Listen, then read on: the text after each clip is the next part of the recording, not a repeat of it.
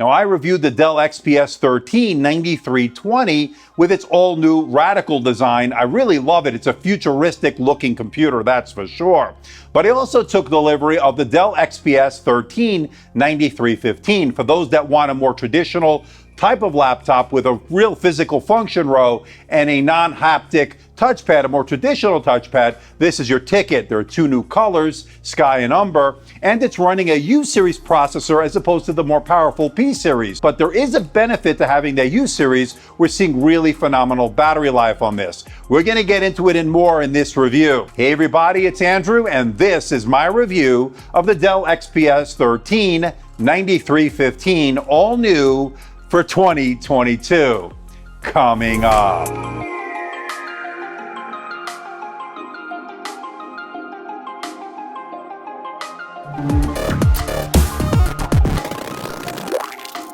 Now, before we get to the unboxing, I want to let everyone know, in the interest of transparency and full disclosure, I'm not being paid by Dell. I'm not being sponsored by Dell. All the opinions you're about to hear are my own. Dell is not getting copy approval. That means they're seeing this video for the first time, just like you. Now, this unit was purchased with my own money. I did not receive a review unit from Dell.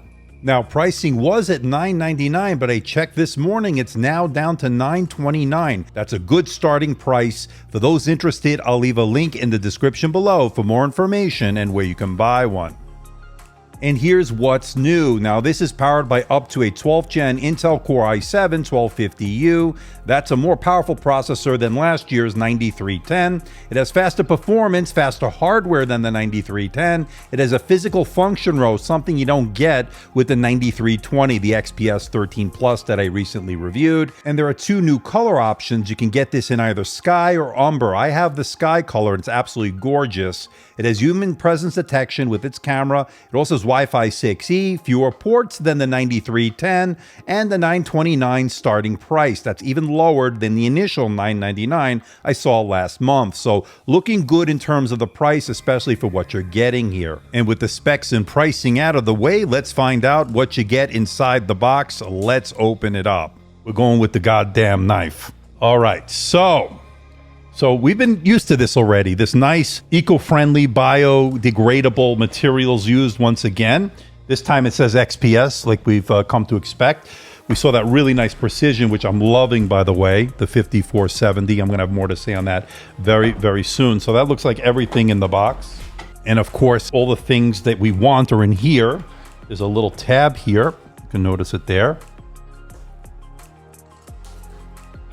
Boy, they sure make it easy. All right, let's do great things together. We've been getting used to that lately. Oh, you know what? Right away, I definitely feel it's a little bit lighter than the Plus from the 9320. And again, let's see what we get here, right? So we got some documentation. We'll get to this. It says quite a bit more documentation. Some warranty stuff. 9315, like we got with the 9320. This comes with a USB-A to USB-C adapter. And of course, a 3.5 millimeter to USB-C headphone jack adapter, because there is no headphone jack, so you get that in the box. And a very compact 45 watt power adapter, and it's USB-C. So this is a nice compact carry over with you travel adapter, pretty good. And then of course we have the extension cord we know and love. Okay, and of course we have this. Wow. So this is the blue, the Sky. Well, I guess they're calling it Sky. And a pretty nice looking bluish color. Very nice. Wow. Wow.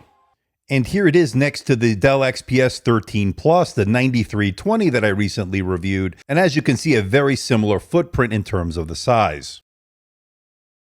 And for those wondering, yes, you can open the lid with one finger. The hinges are nice and stiff, and there's very little screen wobble when you're typing. That's good. And I'm really liking this keyboard. I thought the tactility was really good, the key travel's really good, and it's very comfortable to type on for extended periods of time. And it has a two-stage backlight that allows you to get work done in a dark room or a dimly lit environment. Although these sky blue keys do light up white, it's sometimes hard to see the contrast. But my overall takeaway is they did a nice job with this keyboard.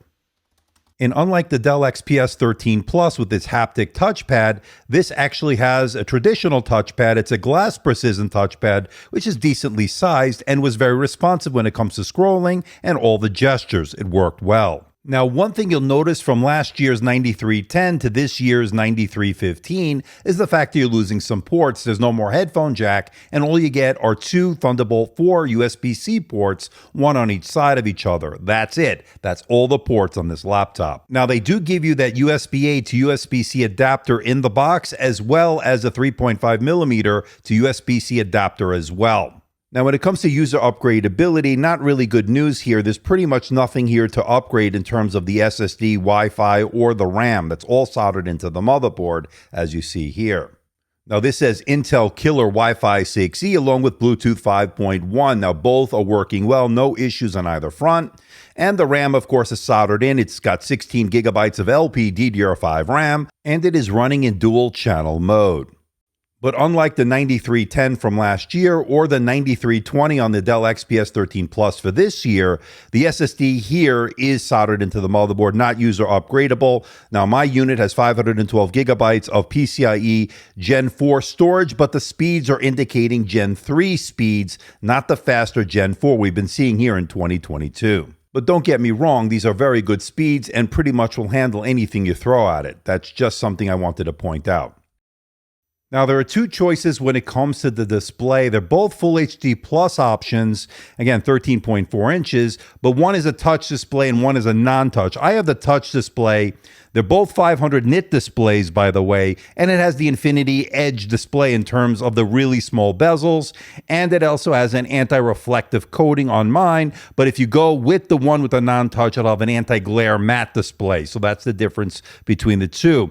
But I really am liking this Full HD Plus touch display. It's really good. IPS, of course, so you're going to get those really good viewing angles, and it really is a bright display. They claim 500 nits. I actually measured 538 nits, which is even higher than what they claim, so it's a really nice, bright display, and I'm very happy with it.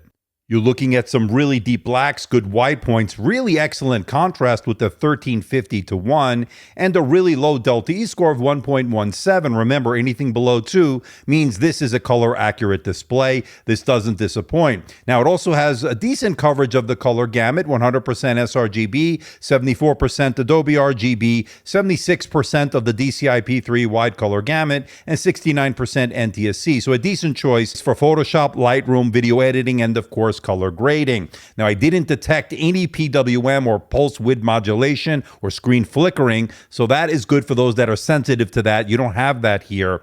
But overall, I think this is a great display, especially if you want to consume media. Watching Netflix, Amazon, and YouTube have been really good on this panel. And of course, I have the touch version here, as I mentioned earlier, and it's worked out really well. I thought it was very responsive. Navigating through the OS with your finger has been convenient and worked really well. Now, a couple of things to note. This is 60 Hertz. There's no choice for higher refresh rates, such as 90 or 120. And there's no higher resolution display offered on this model, such as 4K. And there's no OLED option either. So if you want to go for that, you need to bump up to the Dell XPS 13 Plus 9320. I'll drop a link in the video description below to my review of the XPS 13 9320 for those that want to check it out. But my overall takeaway is this Full HD Plus IPS panel is excellent, and you'll do better on battery life when it comes to longevity. We're going to get into that in a little bit. So this is the camera on the brand new Dell XPS 13 9315. So for those that want a traditional function row and don't want to go with the XPS 13 Plus, want to save about $300 in terms of the starting price, then you want to look at this. And this, of course, is a follow-up to last year's 9310, more of that in line with that. This uses a U-series processor. We'll get into the performance. But as far as this 720p webcam, what do you think about it? Now, it is an IR webcam. That means you can log in with face recognition. And the power button doubles as a fingerprint scanner. So you have a couple of ways to log in here. Now, as far as the shutter switch, there is no shutter switch. And what do you think about the video quality and the audio quality? Let me know in the comments section below. Now, battery life has been pretty incredible on this device. Now, this is a 51 watt hour battery, slightly down from the 9310, and this did a whopping 14 hours and 2 minutes on my continuous web surfing test over Wi-Fi at 150 nits. That'll translate anywhere from 10 to 11 hours of real-world mixed usage. But of course, everybody's use case is a little bit different, so your mileage may vary. And as you can see, it pretty much doubled the battery life of the XPS 13 Plus 9320 with the 3.5K OLED display. And it also did better than the Dell XPS 13 Plus with the IPS Full HD Plus touch display. And it did better than last year's 9310. Again, overall battery life has been excellent on the 9315. And if you do need to plug in, it takes about an hour and a half to charge to full with the included 45 watt USB-C power adapter. Pretty good. And while the battery life is simply fantastic, well, the performance, not so much. Now, this is running the Core i7 1250U. That processor didn't do quite as well, obviously, as a P series. In fact, the Core i5 1240p did better, although the single core in this one did really well. But where things start to fall apart is the multi-core, definitely half of what we've seen. And certainly when we looked at the i7 1260p of the XPS 13 Plus, certainly blows this out of the water in terms of the performance. But as far as the everyday use for Microsoft Office, email, web browsing, you're going to be fine on this device. Where you're going to have some trouble is with the graphics. Of course, this is Intel Iris Xe graphics. This is an integrated solution, and I didn't see great performance in terms of overall graphics performance. And when it comes to gaming, not so great. Again, integrated Iris Xe graphics. If you lower some of the settings, even that didn't help too much in certain titles. Some of the older titles you may get away with, but for the most part, this is not a gaming laptop. I would stay away from this if you do any type of gaming on a laptop. This is not for you. Now, when I ran the Prime 95 stress test to see if this will thermal throttle under heavy load, it would reach a core temperature of 90 degrees Celsius, and then it would throttle down to anywhere between 75, 78, maybe even 80 degrees, cooling it down and, of course, reducing performance to achieve that cooler temperature. So your performance will degrade after time under heavy load. That's why we saw such a weak score on the multi-core and single-core even on the Cinebench R23. So that would explain the thermal throttling that was going on there under heavy load. And when it comes to fan noise, you'll definitely notice it when you're under the performance mode. But in the other modes, it would come on intermittently, wasn't too bad, but definitely noticeable when you are in the performance mode. They will come on. And when it comes to the surface temperatures, it never got overly hot and stayed relatively cool throughout. One of the reasons why the fans will kick in. So the surface temperatures were good, never too hot to the touch. Now, I want to point out something that's very important that I wanted to bring up. Now, if you caught my live unboxing of this unit, you would have found out that I had an issue when I was benchmarking specifically with the Cinebench R23, the R20, and the R15, and maybe a couple of other benchmarks where it would go into hibernation mode anytime it was under heavy load, and I would have to press the power button to resume it, and it would pick up where it left off. Now, this was an issue every time I would try to benchmark it, and Dell, to their credit, reached out to me to try to figure out what was going on. Their engineers did a great job trying to diagnose the problem. It seems after a series of updates with Windows updates and a firmware update pushed out from Dell, seems to have resolved the problem. I haven't experienced that hibernation issue since, and I haven't heard anybody else experience this on the 9315, but if anybody has experienced this and has this unit, let me know in the comments section below. I'll pass it along to Dell, and I want to thank Dell for reaching out to me. Remember, this is not a review unit that they gave to me. This is something I purchased with my own money. I want to thank Dell for helping me out when I had that issue. Now, one area where this shines is the audio. Yes, the speakers on this are pretty amazing. Excellent sound, great volume, good mids, and bass. This is one of the best ultra portables when it comes to the audio. I was super impressed with it. Now, to give an example and a listen to it, let's check out Epidemic Sound. If you want to save 10% with Epidemic Sound, see the link in the description below. Now, let's give this a listen.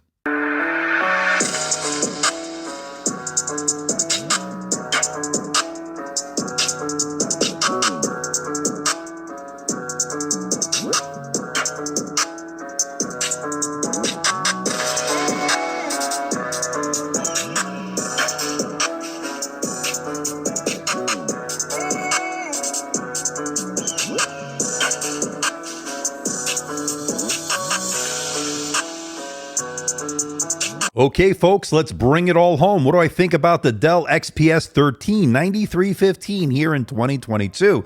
And I got to say, honestly, this is a tough one to give a grade to because it's so good in so many areas where the display is excellent, the battery life is really good, probably the best I've seen on a 12th gen Alder Lake from Intel so far in 2022. It's that good. And the speakers on this are phenomenal, one of the best on an ultra portables I've heard to date. It's that good.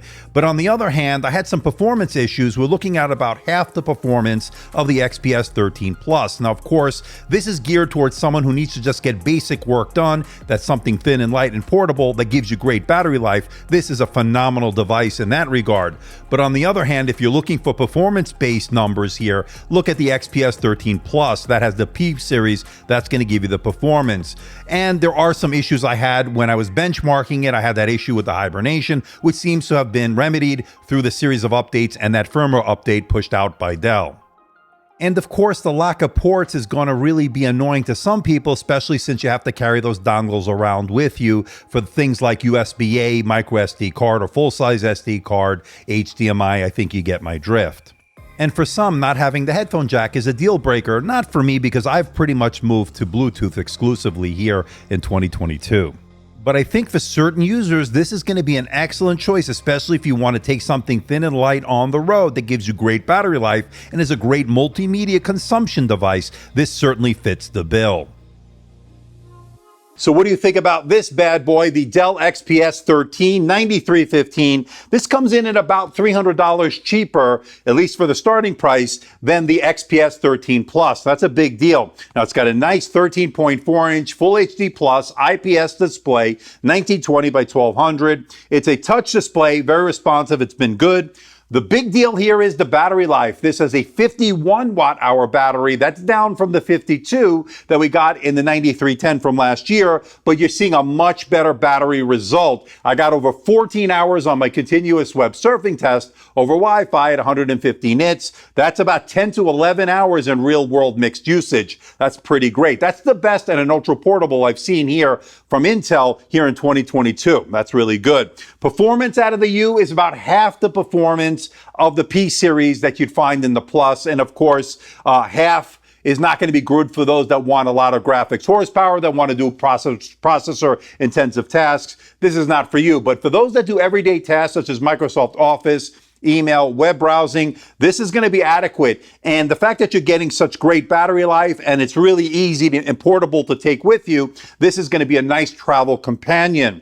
Now, the speakers on this are also pretty phenomenal, especially for an ultra portable. It's got quad speakers, 2 tweeters and 2 woofers, and that produces a really rich sound, good bass, good mids, and overall good volume. So really nice multimedia device here, that's for sure. Now, of course, the price is good, the speakers are good, the display is good, but the performance is where you have to be careful here. And again, the integrated Iris Xe graphics are not going to blow you away. In fact, they're not really good on this. So just keep in mind what you want to do with your laptop. If you need more graphics horsepower, if you need more performance, go to the P series that you'd find in the XPS 13 Plus. With a starting price of $929, it's hard to ignore this laptop, that's for sure. So please hit the like button, please subscribe, please share this video. Don't forget to leave a comment in that comment section below. Let me know how I'm doing. Let me know if there's a device or something out there you think I should review. I'll do my best to try to make that happen. Don't forget to check me out on Facebook, Twitter, Instagram, and of course, my website, amdtechreviews.com. So until next time, this is Andrew from AMD Tech. See ya.